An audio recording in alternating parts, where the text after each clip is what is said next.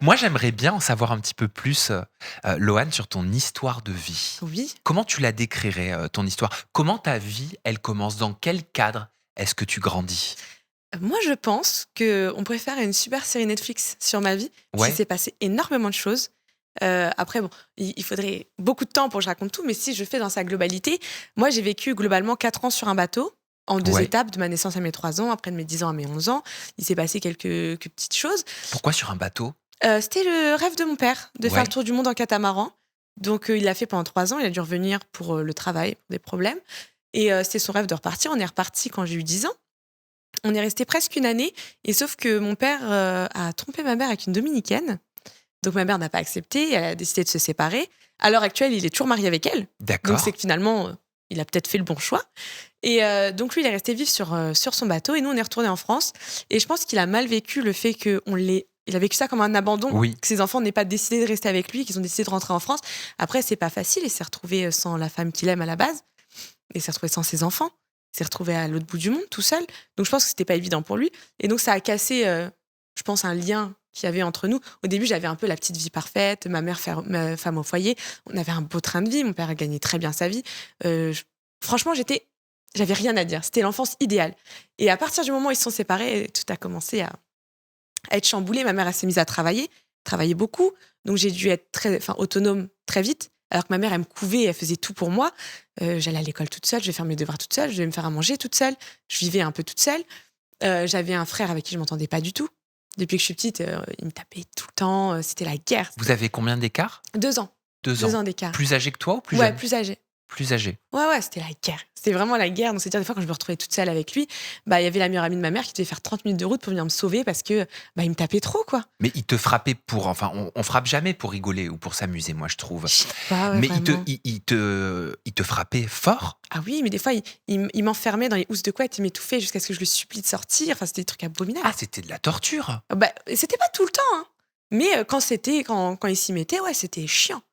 Tu C'était lui chiant. disais, toi, que ça te faisait mal, que tu Ah respirais oui. pas, Mais que après, on va pas dire ça, mais tous les frères et sœurs, ils se chamaillent, ils se tapent un peu. Des fois, quand t'en parles, tout le monde s'est déjà battu avec son frère ou sa sœur.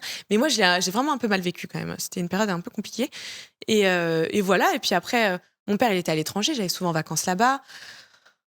C'était un peu compliqué, ça aussi.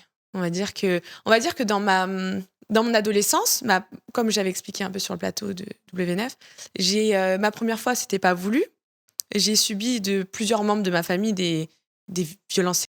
sur toi? Ouais, sur moi. Ouais, depuis petite, des fois, c'était quand j'étais toute petite, juste qu'on me forçait à embrasser la personne ou à me toucher les fesses ou des trucs comme ça. Mais depuis petite, quand j'étais petite, c'est primaire.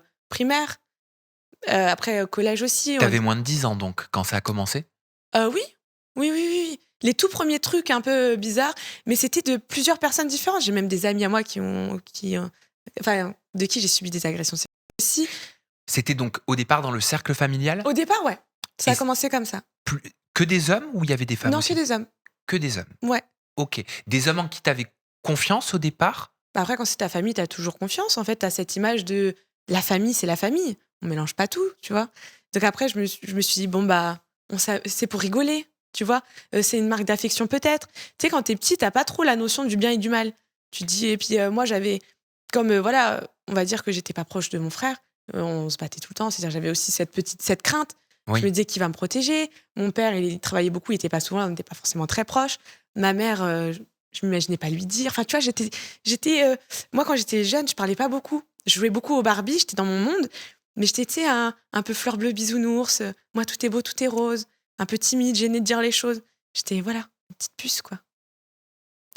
Ces abus, est-ce que en termes de fréquence et en termes, j'ai pas envie de dire de gravité parce que pour moi déjà toucher les fesses ou un bisou, c'est non, en Ouais. fait. Mais est-ce que c'est allé plus loin? Est-ce que c'est devenu pire par la suite? Est-ce que tu as vécu pire? Non, Plus? non, je pense pas avoir vécu plus, mais en fait, à chaque fois que ça arrivait, je me disais, mais Loane, mais comment ça va s'arrêter quand? À un moment donné? Parce que des fois, t'as la peur. Au début, t'as la peur de dire, qu'est-ce que je fais? Alors, si je crie, si je me débat, qu'est-ce qu'il va me faire? Est-ce qu'on va me croire? En fait, t'as cette crainte. Et c'est-à-dire qu'au début, t'es choqué quand il t'arrive ça. Quand c'est ta première fois, tu t'attends pas. Tu dis, déjà, qui va me protéger? Personne. T'es toute seule dans cette situation. Donc, tu dis, tu te tais et tu laisses la chose se faire. Et après, quand ça se répète, tu te dis, mais en fait, il faut que je fasse quelque chose, il faut que je parte de là. Faut pas que je reste là parce qu'une fois, deux fois, mais tu t'en peux plus à un moment donné, c'est horrible à vivre. Et ça veut dire que moi, j'ai fui cet endroit. Je suis retournée chez ma mère. Et après, par la suite, il m'est arrivé, par d'autres membres de ma famille, tiens, on va la faire boire un petit peu, on va la faire fumer et tout. Et puis, une fois qu'elle est bien, on va profiter d'elle aussi. T'avais quel âge, Loane? Ça, 15 ans. La Ça, toute 15 ans. première fois, j'allais avoir 14 ans. Et quand tu dis ma première fois, je l'ai subie, c'était Ouais. avant 14-15 ans? Ou c'était J'allais à ce avoir moment-là? 14 ans. T'allais avoir 14 Ouais. ans. Ouais. Tu t'en souviens? En fait, j'ai une mémoire assez sélective, donc j'essaye de le moins m'en souvenir possible. Oui, parce que C'est-à-dire, ton corps te protège bien sûr. en étant dans une forme d'occultation. Et oui. Et puis, il faut savoir que pendant 10 ans, même un peu plus de 10 ans, j'en ai pas parlé. J'ai gardé ça pour moi. Et des fois, j'avais des petits rappels où je me disais, mais il t'est arrivé ça. Comment tu vas faire si un jour tu as un mec, comment tu vas lui dire que ta première fois, c'était pas voulu, que c'est avec un membre de ta famille, ça va être dégueulasse. Il va jamais vouloir être avec toi. Qui va marier une fille comme ça? Moi, j'avais ça dans ma tête. T'avais honte? Ah oui. Ah oui, j'avais très honte. J'avais très, très honte. Je me torturais l'esprit, hein. Tu te sentais coupable? Bien sûr. Ou tu les rendais coupables? T'arrivais Non. à les rendre coupables et à avoir conscience que le problème venait d'eux? Et au début, non. Au début, j'estimais que c'était de ma faute. Parce que je me disais, mais en fait, Loane, et pourquoi t'as pas crié? Pourquoi tu t'es pas débattu? Pourquoi, quand c'est arrivé, t'es pas parti voir des personnes? Parce que j'avais confiance en personne, en fait, à ce moment-là. En fait, il faut savoir que j'avais confiance en aucun membre de ma famille parce qu'ils m'ont tous un peu perturbée d'une façon ou d'une autre. J'avais pas confiance. Je me suis dit, mais ils vont dire quoi? T'avais qu'à dire non, ou je sais pas, en fait. Je sais pas. J'avais aucune confiance en personne et je voulais pas le dire et j'étais honteuse et je me voyais sale et je voulais pas que les gens aient cette image que moi j'ai de moi-même. Eh oui, c'était très compliqué. Ça me paraît incroyable ce que tu me racontes. Comment quelqu'un, et malheureusement c'est plus fréquent qu'on ne le croit, Eh hein, oui. plus fréquent, et beaucoup ne parlent jamais, hein. Mm. Beaucoup se taisent jusqu'au dernier souffle, il faut le savoir, hein. Ah oui. Donc toi, quand tu dis j'ai mis 10 ans à le dire, ce que je comprends, c'est que ça t'est arrivé vers 14-15 ans, t'en as Ouais. 26 aujourd'hui. Ça Mm. veut dire qu'en fait, t'as libéré ta parole il y a très peu de temps. Ah oui. Et même, ça, il n'y a pas grand monde qui le sait, mais en fait, quand j'ai eu un déclic, en fait, j'étais à un moment donné chez un ami à moi et on allait dormir. Et en fait, quand je l'ai vu arriver dans la chambre, j'ai eu un peu cette scène où je me suis dit, oh là là là là, il va m'arriver la même chose, tu vois? Alors que pas du tout, le mec super gentil. Et en fait, j'ai eu tellement peur que lui, il abuse de moi. Et je me suis dit, c'est plus possible, je peux plus vivre dans cette crainte, il faut que j'en parle à quelqu'un. Donc je suis rentrée chez moi, c'était le matin, ma mère, elle était en train de déjeuner, et je lui ai tout raconté. Ma mère qui se met à pleurer, qui se rend compte de tout ce qui m'est arrivé depuis tout ce temps, et elle comprend des fois certains de mes comportements, elle comprend certaines choses que je lui disais. Et là, elle me dit, mais attends, il faut que tu ailles voir, quelqu'un, un psychiatre et tout. Et moi, je me suis dit, mais non, ça veut dire que je vais devoir parler, qu'est-ce qui va m'arriver? Et en fait, ça a rendu réel tout ce qui m'était arrivé, alors que tant que je le disais pas, c'était pas si réel que ça. Et donc, je me suis dit, ah non, je veux pas vivre ça, j'ai pris des médicaments et tout, je voulais fuir cette Ouais. situation. Et bon, je n'avais pas pris beaucoup, tu vois. Donc, je suis partie à l'hôpital, j'ai vu un psychiatre et tout, j'étais dans un petit centre de repos. Et après, je parlais avec une psychiatre, mais j'ai fait genre que tout était OK, que ça allait mieux, que c'est bon. Parce qu'en fait, je voulais rentrer chez moi, je voulais pas être là-bas. Et en fait, les semaines sont passées et en fait, c'était de pire en pire. Je culpabilisais, je me dis, mais non, j'arriverai pas à passer au-dessus. Puis maintenant, ma mère, elle le sait. Ma mère, peut-être que je la dégoûte. Et c'était horrible. Donc t'avais aussi la sensation de ne plus pouvoir revenir en arrière. Voilà. Je me suis C'était dit, trop tard. maintenant, ma mère le sait. Maintenant, il y a des gens qui le savent dans mon entourage. Et quand ils me regardent, qu'est-ce qu'ils pensent? Moi, c'est ça dans ma tête. C'est qu'est-ce qu'elle pense là? Est-ce qu'elle pense à ça? Est-ce qu'elle a la scène dans sa tête? Et moi, ça me dégoûtait. Je me suis dit, c'était horrible. Je me sentais tellement sale, tellement honteuse d'avoir vécu ça et d'avoir fait de la peine à ma mère aussi. Parce que c'était beaucoup de choses qui se Elle a dû mélangeaient. être dévastée. Mais oui, ça lui a fait Elle beaucoup s'y de mal. attendait, elle voyait des signes ou elle avait rien vu? Ah non, rien vu, non. Ça s'était pas passé quand elle était là, donc elle savait pas. Et puis je le montrais pas. Elle s'est dit, ouais, crise d'adolescence. Parce que j'étais un peu dure à l'adolescence, du coup. Elle a eu de la colère, elle a eu envie de se venger, elle a eu envie de leur faire la peau? Oui, mais j'ai dit non. J'ai dit, moi, tu sais, je veux ni porter plainte, parce que j'autoriserai personne à dire si c'est vrai ce qui m'est arrivé ou si c'est faux, si la personne est coupable ou non coupable. Et c'est pas en punissant quelqu'un que ça va effacer ce qui m'est arrivé. Donc, je préfère que la personne fasse sa vie avec sa culpabilité, peut-être. C'est lourd ce que tu dis. Oui. C'est lourd ce que tu dis et c'est lourd de...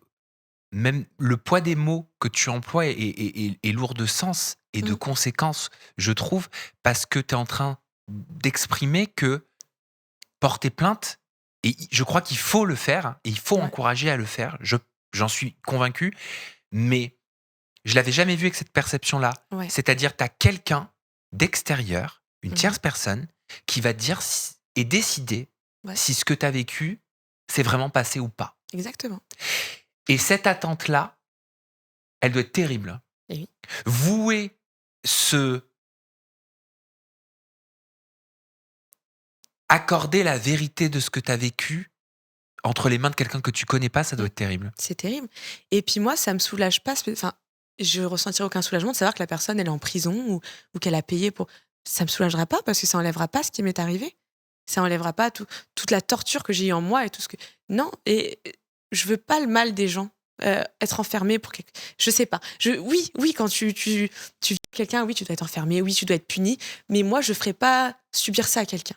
C'est bizarre hein, de dire ça, hein, mais je le ferai pas. Pourtant, la personne, elle m'est franchement insignifiante. Toutes les personnes qui m'ont abusé et tout, pour moi, elles n'existent pas.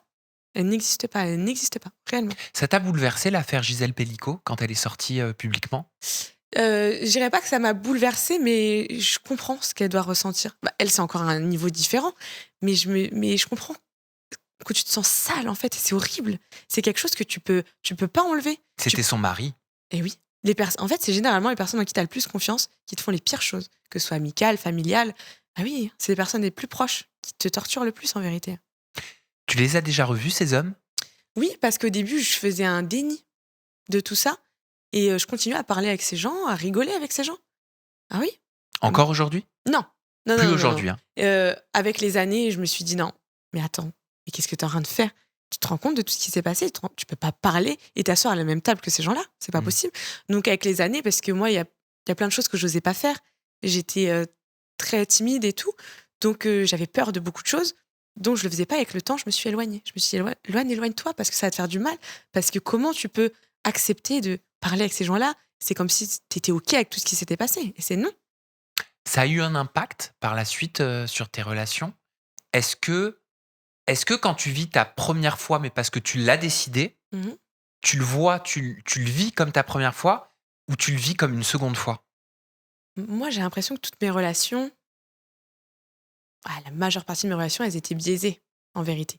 Je J'ai jamais vraiment eu, pendant très longtemps, de rapport parce que j'en avais vraiment l'envie. Ma deuxième fois, c'était, mon père avait décrété parce que du coup, pour me protéger d'une certaine situation, je m'étais rapprochée d'un homme plus âgé pour me sentir en sécurité et je me dis: «Si je sors avec lui, au moins, je sais qu'il y a personne qui va s'approcher de moi parce que j'ai quelqu'un. Il va me protéger» et sauf que mon père, il s'est dit: «Bah, elle est avec un homme plus âgé, donc je vais l'emmener prendre une contraception». Tu avais quel âge? 14 ans. Donc je lui ai emmené prendre une contraception et comme il avait un hôtel à cette époque-là, il a dit: «Bah, tiens, je vais lui mettre la plus belle chambre, comme ça elle va avoir, voilà, son petit moment romantique comme dans les films pour sa première fois et tout». Mais après il pouvait pas savoir ce qui m'était arrivé avant. Donc il pouvait pas savoir que, bah, là, j'étais pas d'humeur à faire ma soi-disant première fois. J'avais pas spécialement envie de vivre ça et du coup, je me suis retrouvée là avec cet homme plus âgé. Je me suis dit: «Bah, c'est ce que je dois faire». Donc je l'ai fait, mais j'avais pas spécialement, l'envie de le faire tout de suite. Et après, toutes mes relations, c'était, en fait, je voulais avoir le contrôle et je voulais décider que c'est moi qui voulais. Donc ça veut dire que quand je parlais avec un mec, avant même qu'il veuille et que moi je veuille pas, j'essayais de me convaincre que je voulais. Parce que comme ça, j'avais le contrôle et comme ça, j'étais sûre que personne n'allait abuser de moi puisque c'est moi qui voulais techniquement. Alors qu'en vérité, je voulais pas spécialement. Et des fois, ouais, combien de fois j'ai accepté d'avoir des relations avec quelqu'un pour éviter un conflit, pour éviter, un «viol» entre guillemets. Quand on se force à avoir une relation, même si on dit pas à l'autre qu'on en a pas envie, mais Mmh. qu'on le lui fait croire, est-ce qu'on peut le vivre comme un abus? C'est, perturbant. En fait, tu as juste envie que ça s'arrête, mais c'est pas comme un réel abus. Un réel abus, c'est dur. C'est vraiment beaucoup plus dur. J'en ai eu un principalement où, ouais, le mec, il m'a vraiment je pleurais. Là, c'était le dernier vraiment réel que j'ai eu. Là, celui-là, je voulais plus. Je voulais plus qu'il m'arrive ça. Je pleurais, je criais, je hurlais, mais j'étais incapable de bouger. Il me tenait, avec tout le poids de son corps et tout. Et là, c'était celui qui m'a, je dirais pas le plus perturbé parce que c'est le premier, je pense, qui est le plus perturbant, mais celui-là, c'était le plus violent. Et non, parce qu'au moins, tu sais que, OK, tu pas envie, mais il y a personne qui te fait du mal en même temps. C'est compliqué, hein. C'est pas commun Ah oui. d'avoir un papa à 14 ans qui prend la main de sa fille, qui l'emmène dans une pharmacie acheter, des contraceptions, Ouais. et qui lui met à disposition une chambre d'hôtel pour avoir une relation avec un autre homme, non?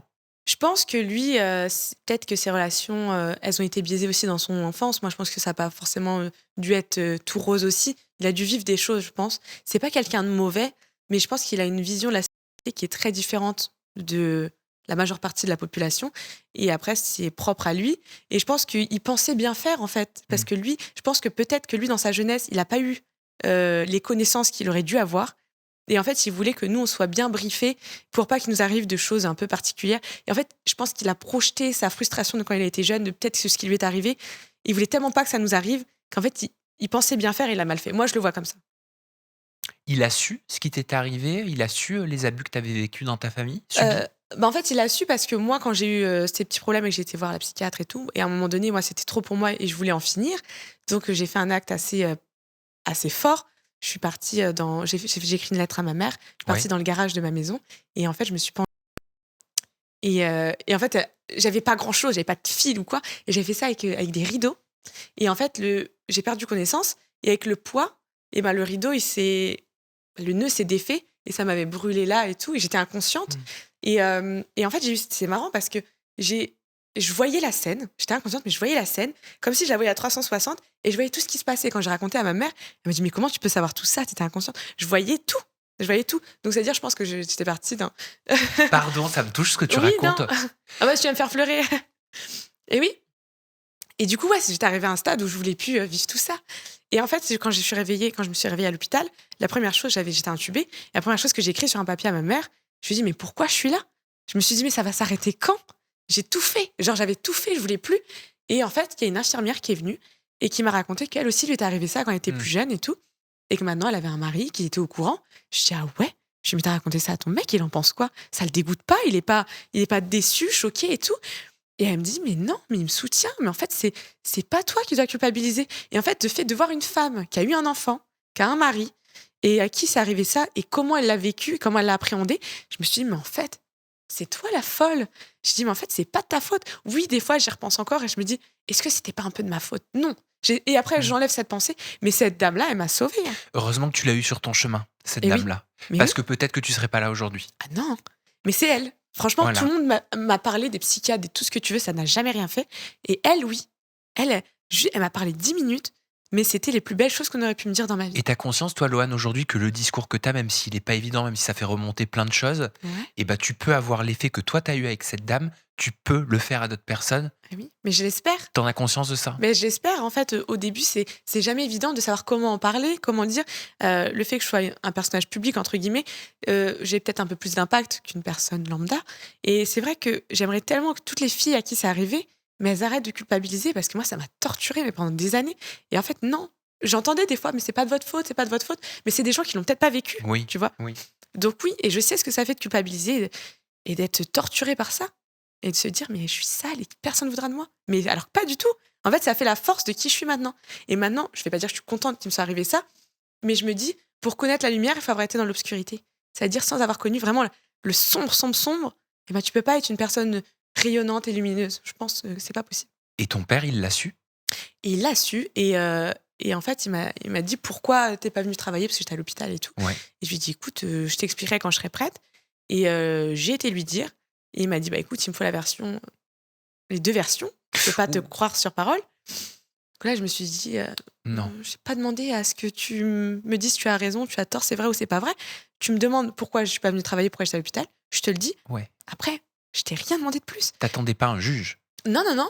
Et après, oui, voilà, il m'a dit que la personne a dit que j'étais consentante et que c'était OK, tu vois. Donc, il sait pas qui croire, donc il décide de croire aucun des deux.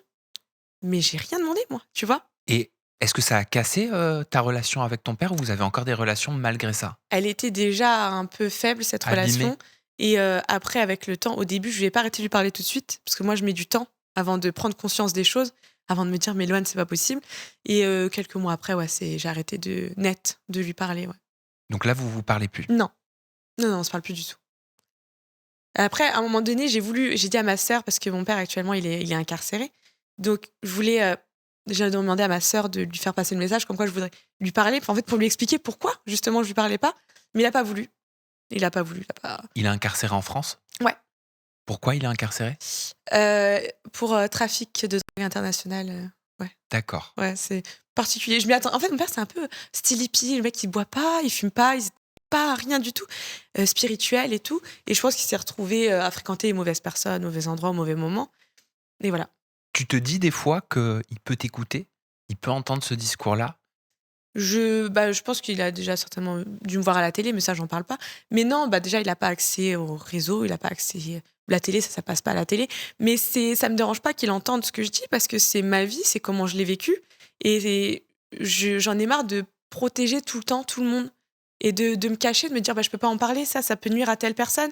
Mais quand toute ma vie, on m'a fait du mal et non, à un moment donné, Mmh. les actes ont des conséquences et j'ai vécu comme ça, j'ai grandi comme ça, je me suis construite comme ça, donc j'ai le droit de le dire que j'ai été construite comme ça.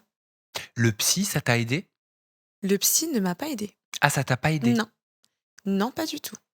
Et je pense que personne d'autre que quelqu'un qui a vécu la même chose que toi peut t'aider. Un psy a des connaissances, c'est médical, c'est scolaire, c'est théorique, mais quelqu'un qui a vraiment vécu ce que tu as vécu, pour te conseiller et te guider, il y a pas mieux. Tu peux voir un psy parce que tu peux essayer de comprendre certains de tes comportements. Après, moi, j'avais la chance de tout comprendre. Je faisais beaucoup d'introspection et je comprenais chacun de mes comportements, pourquoi j'agissais comme ça, pour quelles raisons, mais j'arrivais pas à me déculpabiliser. Et ça, c'était la seule chose qui pouvait être faite par quelqu'un qui a vécu la même chose que moi. Et aujourd'hui, tu t'es déculpabilisé? Oui, mais j'ai une part, des fois, où j'ai une petite voix dans ma tête qui me dit à ce moment-là, tu aurais pu faire ça. Et je l'enlève. Je me dis non, mais ce moment-là, il est passé il y a bien longtemps. Faut arrêter de vivre dans le passé. Ça s'est passé comme ça et c'est comme ça. Et t'as pas à t'en vouloir et stop. Et j'occulte cette pensée. T'as pu trouver une épaule ou des épaules, qui malheureusement ont vécu, quelque chose de similaire pour pouvoir, parler avec toi? Je pense qu'inconsciemment, comme j'ai ce petit syndrome du sauveur, comme j'ai moi beaucoup souffert, j'ai voulu aider beaucoup de personnes et je me suis rapprochée de personnes qui, inconsciemment, je ne le savais pas, avaient vécu les mêmes traumatismes à des échelles différentes, et dans des histoires différentes, ont vécu les mêmes traumatismes que moi.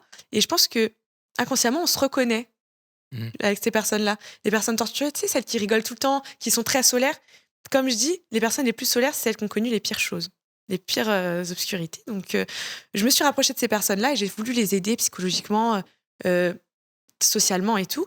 Et ouais, ces personnes-là ont été là pour moi comme j'étais là pour elles. Et c'est agréable de se dire, la personne aussi, elle a vécu ça. Et moi aussi, je l'ai vécu et je peux t'aider parce que j'ai fait ce cheminement comme ça. Et là, à ce moment-là, je sais que tu es vraiment dans le noir total. Mais là, essaye de faire comme ça. Et ça fonctionne des fois. Après, ce qui marche pour moi ne marche pas forcément pour l'autre. Mais je sais que j'ai aidé beaucoup de personnes comme ça. Quel impact le poids de cette histoire sur toi aujourd'hui en tant que femme? Euh, c'est un impact positif et négatif parce que moi, à l'heure actuelle, tu vois, je veux pas d'enfant. Et si j'ai un enfant, je voudrais en avoir qu'un, par exemple. En fait, j'aurais trop peur que cet enfant, il lui arrive des choses. Ou tu vois, il y a plein de choses comme ça.